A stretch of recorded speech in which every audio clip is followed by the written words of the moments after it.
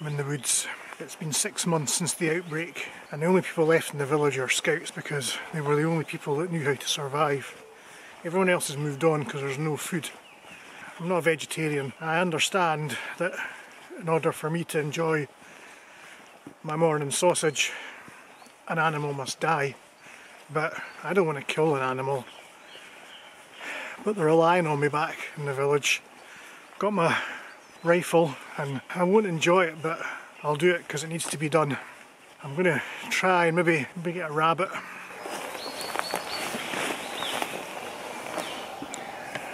Let's see. I think I can get it with one shot. I'll do my best. Needs to be a clean kill, otherwise, well, it'd be cruel, wouldn't it?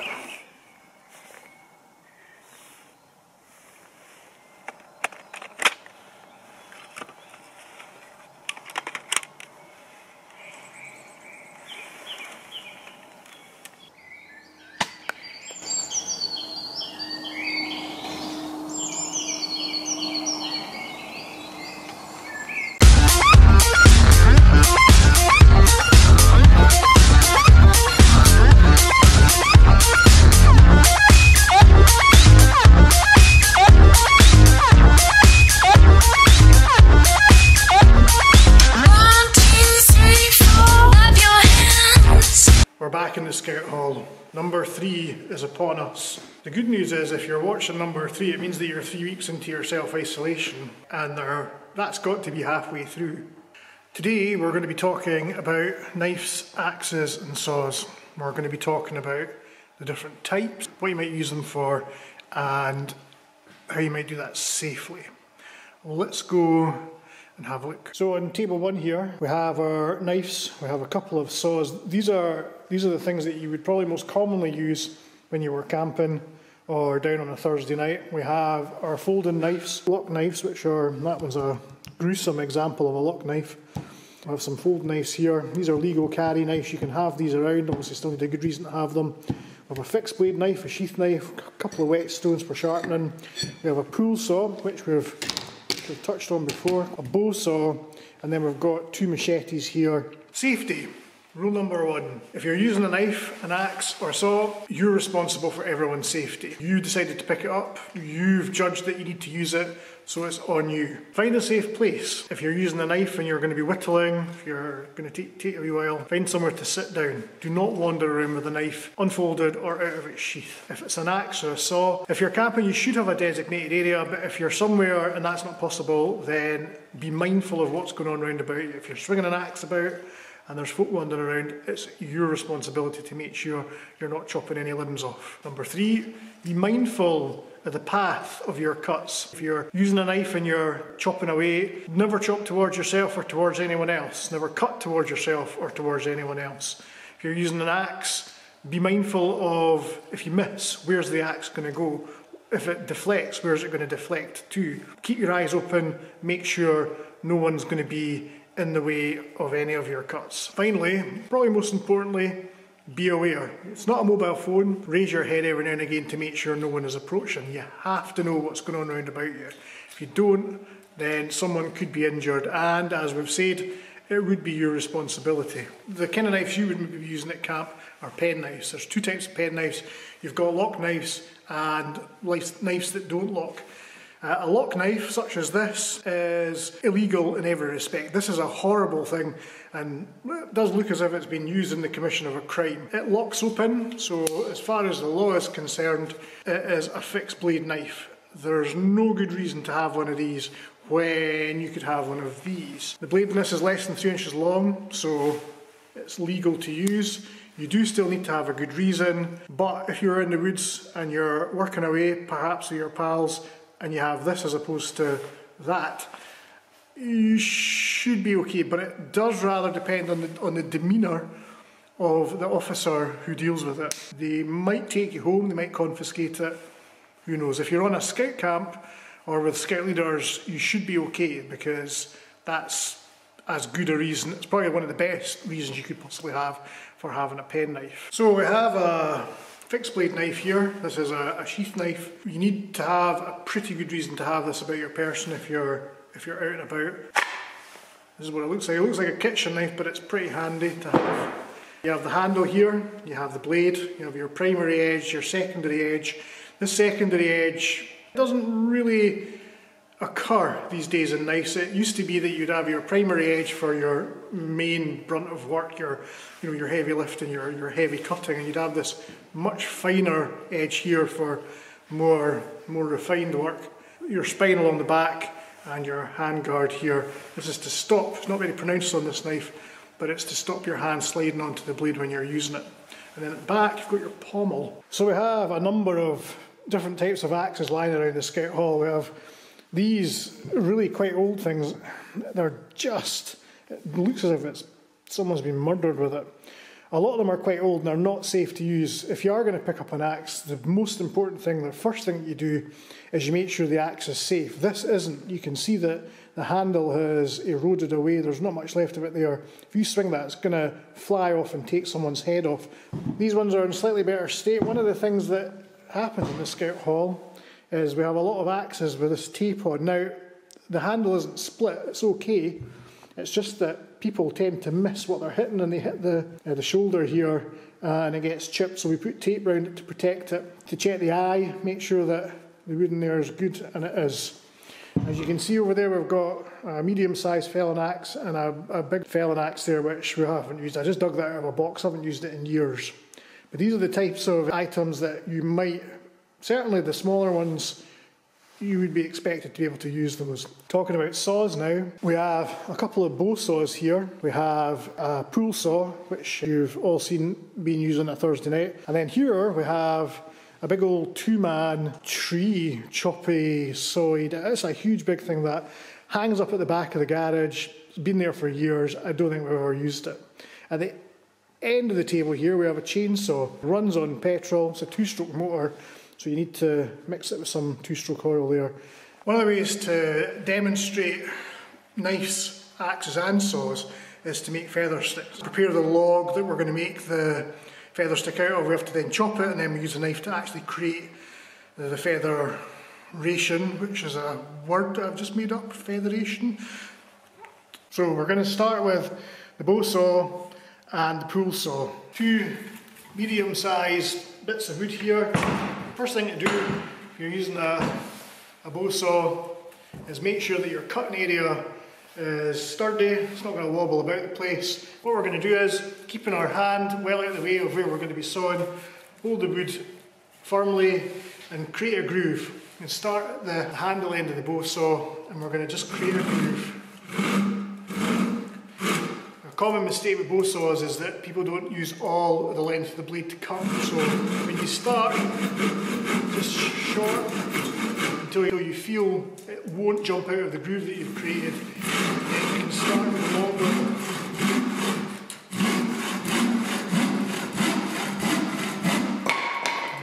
Quite a handy piece of equipment. If you learn how to use it properly, it can be quick. Sawing is boring. It's not as exciting as using an axe, but it wastes a lot less wood than if you chop parts of the bow saw. You've got the frame here, you've got the handle, and then you've got the blade. This is a pool saw. I call it a pool saw. Other people have different names for it. I call it a pool saw because it's got a curved blade and the serrations in the blade are designed so that it actually cuts on the pool. You're not supposed to push and saw with this tool. If you do, your hand could slip off and you get a nasty gash off these. This is quite sharp, quite cheap, but really effective. So the idea is that easy on the push, and then when you pull, the blade actually pulls itself and digs into the wood and cuts. For our feather stick, we want a nice straight piece of log. This is complicated to chop through, so you don't really want to be using something like this. You can maybe cut it here to cut that knot out. That's not going to split, so we're going to cut here. So we've got this nice straight bit of log to split with our axe on our chopping block. So same process as before, steady surface, hold on to what you're cutting tightly and then create a groove first, so short movements to create the groove, and once you're comfortable that your cutting implement is not going to jump out, you can start using all of the blade. It's really important to use all of the blade. It's actually cutting on the pull, not on the push. You can see the hear it biting in. And there we go. So when you're using an axe, it's a good idea to make sure it's sharp. If you're splitting big logs, like these over here, for your log burner, it doesn't matter. But if you're doing fine work like we're going to be doing here, it does help if your axe is sharp. Now, when you're testing for sharpness on an axe, draw your finger over the blade this way, not that way, you'll cut yourself. This isn't massively sharp, but it's not an expensive axe. You tend to find that the more money you spend, the better quality the steel will be, the metal will be, and the better edge you'll be able to get onto it. So we're not taking massive swipes at it. We're making sure that our area is clear. My knee isn't here, it's out the way over here. My hand obviously is going to have to be there, but then since I'm not whacking it, I'm about halfway along the handle and I'm not here, so I've got a wee bit better control of the axe head. I'm just going to dig it in, about in the middle, and tap down. And you can see that it's split in half quite well. And then one more.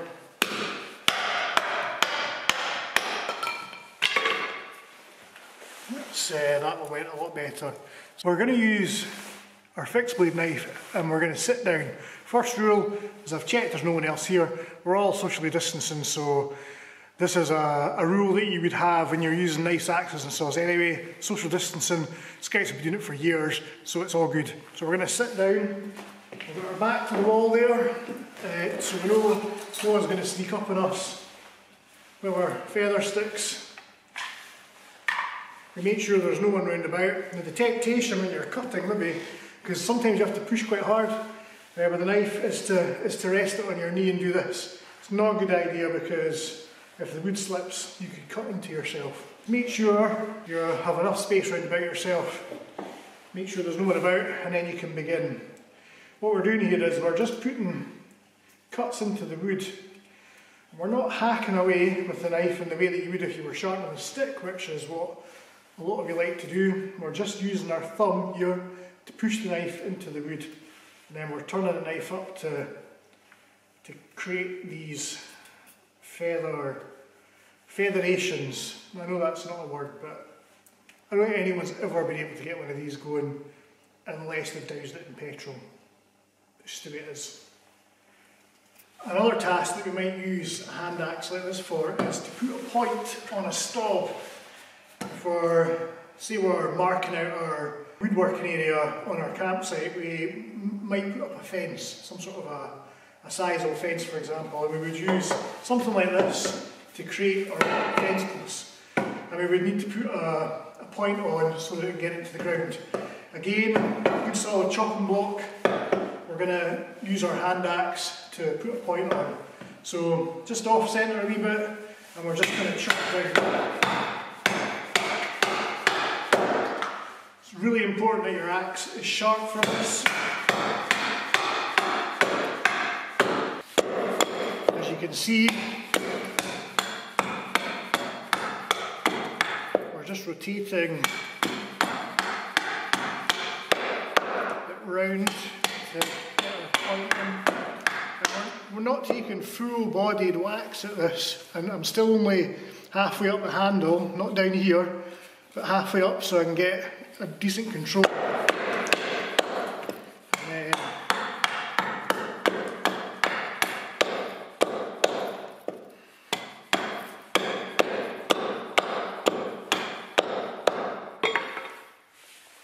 And there we have our point. Now, up till now, we've been using the axe and we've been holding it here. The reason we've been doing that is so that we can control what's going on at the business end a bit better. What we're going to do now is split logs. If we're camping, we might not do this that often, but it does mean you get to hold the axe down here because you're going to need to use the weight of the head to get through the log. So making sure that we don't have any part of ourselves in the way. Our chopping area is clear except for our block and what we're cutting.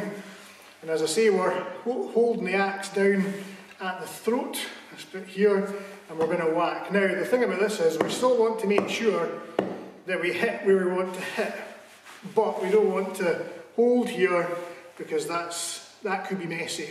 So we want to make sure that our chopping area is steady. Log goes on, and we just 1, 2, all the way through. That's how we do it. So this is definitely a wee bit more advanced because you are going to have to hold what you're chopping. The idea is to get small pieces of wood like this out of decent sized logs like this. So what it means is you have to be very careful. We're back to holding the axe halfway up the handle there. We're not doing this. So for control, this wood's quite good quality, so you could actually hold it even further up. But we're going to go sort of in the middle there. And all we're doing is creating kindling in this way. You don't want it too small, but certainly somewhere in the region of this. These will catch quite easily.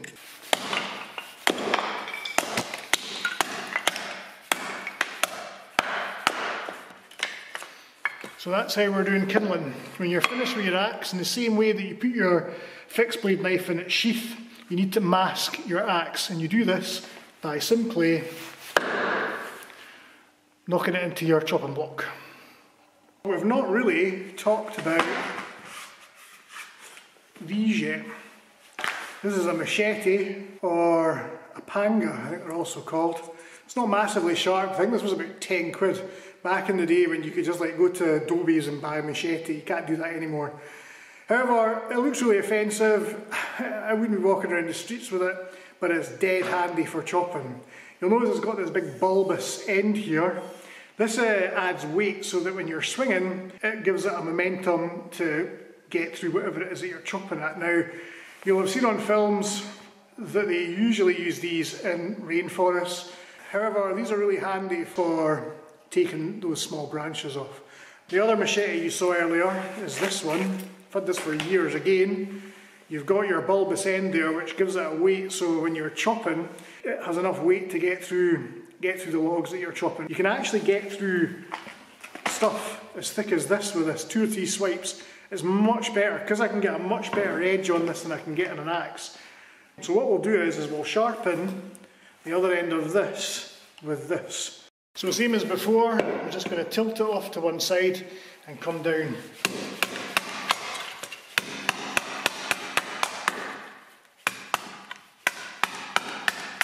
I'm using this part of the blade here because it's the sharpest.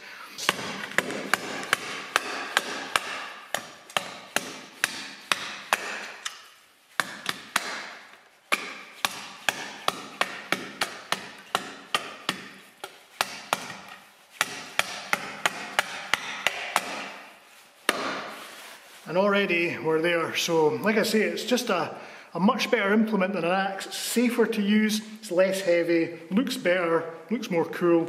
I favour this, although you can't split a log with that. Well, you can split something like that, but you can't split something like that. It's too heavy.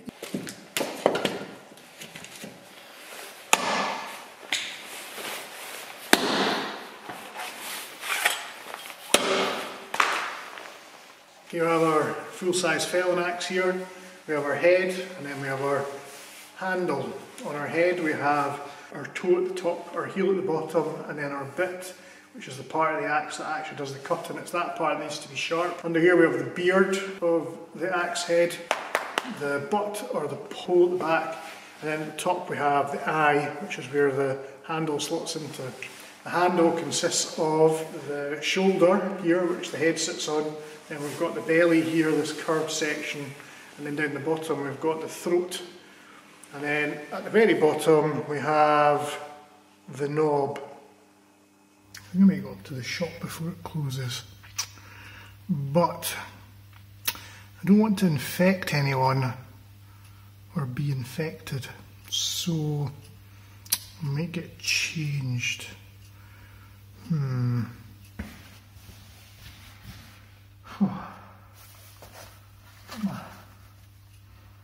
I think my stupid glasses are stupid enough again. I think this helmet, that protective helmet was maybe for a cub, because it's really hurting my nose and I can't see anything, but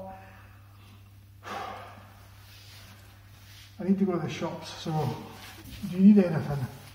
I get you some quavers or something? No? Okay, well I'm just going to go then. Right.